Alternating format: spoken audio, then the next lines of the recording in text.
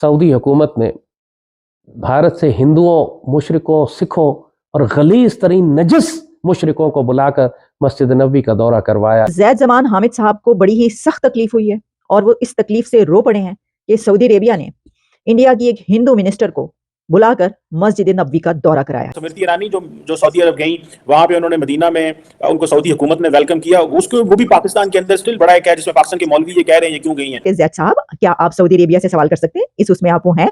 और फिर ये कि उनका ये कहना कि सऊदी अरेबिया ये इन मुकद्दस मकामात का बाप तो नहीं है, मस्जिद नबवी का बाप तो नहीं है वो। तो पायन, ये सिर्फ इन जगहों का ही बाप नहीं, सऊदी अरेबिया ते ताड़ा भी बाप है। इंडिया से एक डेलीगेशन जो है वो गया था जी सऊदी अरेबिया। जी हाँ, सऊदी अरेबिया एक नॉन मुस्लिम डेलीगेशन जो है वो पहुंचा था और उसके बाद उनको बहुत अच्छे से अटेंड किया गया। उनको पूरी जगह दिखाई गई, मक्का भी दिखाया गया, मदीना भी दिखाया गया। इस्लामी दुनिया में जो मीडिया है या जो इस्लामिस्ट सोच रखने वाले लोग हर चीज में जो कीड़ा निकालने की कोशिश करते हैं ना, अब उनके लिए ये बात नाकाबिले बर्दाश्त और नाकाबिले हजम है कि एक कोई दूसरे मजहब का कोई शख्स जो है वो उनके हुकूक की बात करे। वो कंट्री जिसके लिए वो ये बातें कर रहे हैं और कह रहे हैं कि हाय हाय मुस्लिम उम्मा कहाँ है, किधर है, क्या कोई देख नहीं रहा इसको, कोई तो रोके।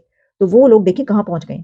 जैद हामिद साहब को ये अंदाजा है कि सऊदी अरेबिया और इंडिया की ट्रेड कितनी बड़ी है, सऊदी अरेबिया और इंडिया के ताल्लुकात कैसे हैं। इनको तो शायद सऊदी अरेबिया में जब गए थे तो अरेस्ट भी हुए थे, तो वहां पे उन्होंने इन्हें टिकाई भी होगी, वो तो ऐसे ही करते हैं। हाँ, तो उनका कोई पर्सनल भी हो सकता है इस मामले में, समझ गए आप।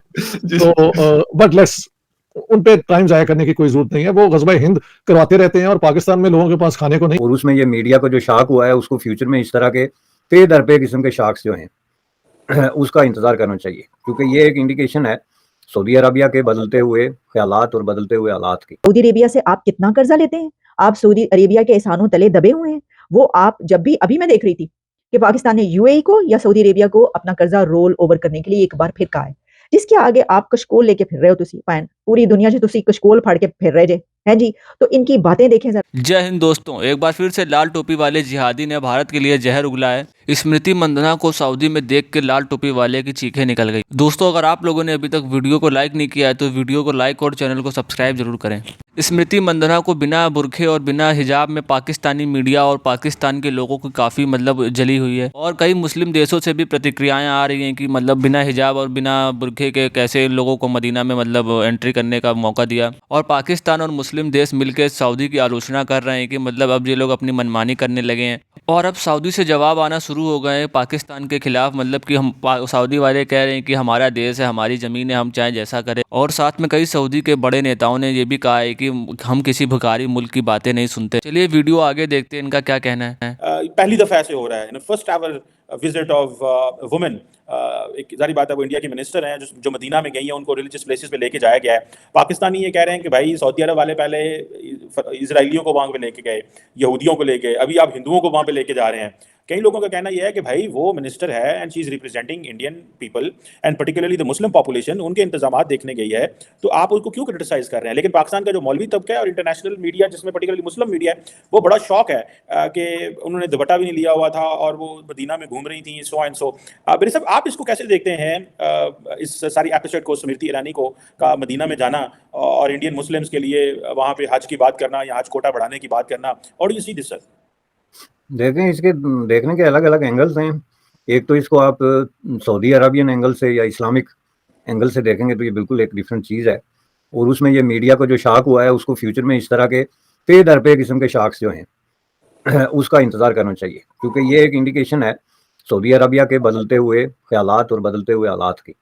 और ये आप आए रोज़ देखते हैं सऊदी मीडिया के अंदर भी कि वो चीज़ें जो एक ज़माने में सऊदी अरबिया में एक ताबू, एक तरह का बिल्कुल नाकाबिले तसव्वुर जो काम थे वो अब होंगे, स्पेशली ख़वातीन के हवाले से, या वहाँ की जो कल्चरल सुप्रेशन 70 साल से जो है वहाँ पे जारी रहा है, उसके हवाले से वहाँ पे जो आज़ादियाँ दी जा रही हैं, ओपननेस है जो म्यूज़िक के हवाले से, कल्चर के हवाले से, डांस के हवाले से, जो भी आर्टिस्टिक किस्म के एक्सप्रेशन हैं, तो वहाँ तो हर तरह के आर्टिस्टिक एक्सप्रेशन पे जो है मुकम्मल तौर पे पाबंदी रही थी, जो कि बुनियादी तौर पे एक अननेचुरल और अनएक्सेप्टेबल किस्म की किसी भी सोसाइटी के लिए एक बात थी। तो उसको जो है वो सऊदी अरबिया ने ओपन किया, को ऑल ऑफ सडन नहीं किया है। इसके पीछे पूरा एक डेकेड आप ये सारी हिस्ट्री देखें कि उन्होंने स्टेप बाय स्टेप इसमें जो है वो किया। तो उसकी एक झलक तो ये नज़र आ रही है, which is a good news, कि सऊदी अरबिया ओपन हो रहा है और वो अपने आप को इंटरनेशनल स्टैंडर्ड के मुताबिक जो है वो कर रहा है, इंटरनेशनलाइज कर रहा है और अपने अवाम को उनके जो कल्चरल राइट्स हैं वो जो है रिस्टोर कर रहा है। एक पहलू ये है। दूसरा पहलू इसका जो इंडिया के साथ ताल्लुक है कि जो Indian minister as a female minister वहां पे गई, तो जाहिर है एक तो एज ए फीमेल का इसी बात से ताल्लुक है कि मक्का मदीना की जो मुक़द्दस मकामात थे और आज भी हैं, आज भी अंदर जाने की किसी को भी इजाज़त नहीं है। आज भी ये ईरानी समेत हैं जो लोग वहाँ पे विजिट करते हैं वो बाहर बरामदों से इर्द गिर्द से ही करते हैं, क्योंकि ये एक उनकी शर्त है कि ये जो इस तरह के मस्जिद हराम या जो मुक़द्दस 2 मकामात हैं मस्जिद नबवी, इनके अंदर जो है वो आप गैर मुस्लिम नहीं जा सकता। तो इसकी एक अलग हिस्टोरिकल जो है वो रीज़न है, ज़ाहिर है कि जिसको ये बहस मैं इसलिए नहीं करना चाहता कि बहुत ही रिलीजियस किस्म का इशू है और वो रिलीजियस क्लैरिक्स और उनके दरमियान डिबेट होना चाहिए। इनको तो शायद सऊदी अरेबिया में जब गए थे तो अरेस्ट भी हुए थे, तो वहां पे उन्होंने इन्हें टिकाई भी होगी, वो तो ऐसे ही करते हैं। हाँ, हाँ। तो उनका कोई पर्सनल भी हो सकता है इस मामले में, समझ गए आप।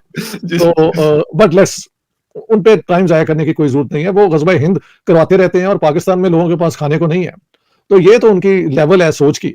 तो but like any other public figure he has a right to express his views and we should, ठीक है, ये उनका पॉइंट ऑफ व्यू है। अच्छा सर, बिल्कुल सही है, आपकी बात दुरुस्त है, आपसे मैं एग्री करता हूं, लेकिन मुझे इस बात की समझ नहीं आती कि इंडिया एक कंट्री है, सऊदी अरेबिया एक कंट्री है, दोनों के आपस में ताल्लुकात हैं। मैं ये नहीं कहता पाकिस्तान के ताल्लुकात नहीं है या बाकी दुनिया के ताल्लुकात उनके साथ नहीं है, लेकिन उन्होंने अपने इंटरेस्ट में चीजों को देख के अपनी फॉरेन पॉलिसी, पहले अमेरिकन सेंट्रिक पॉलिसी किसी जमाने में हुआ करती थी, लेकिन अब चीन के साथ, रशिया के साथ और हिंदुस्तान के साथ, इन 3 लोगों के साथ बहुत क्लोज रिलेशन उन्होंने बनाए हैं। वो जो आप कह रहे हैं कि वो 21st सेंचुरी के साथ चलना चाहते हैं, अपनी सोसाइटी को ओपन करना चाहते हैं, तो लोग फिर मतलब इस तरह की रिलीजन को घसीट के क्यों लेके आ रहे हैं कि वो मुझे क्योंकि हमारी स्टेट की कोई एग्जिस्टेंस नहीं है बुनियादी तौर पे सिवाय एक मजहबी वो 2 नेशन थ्योरी।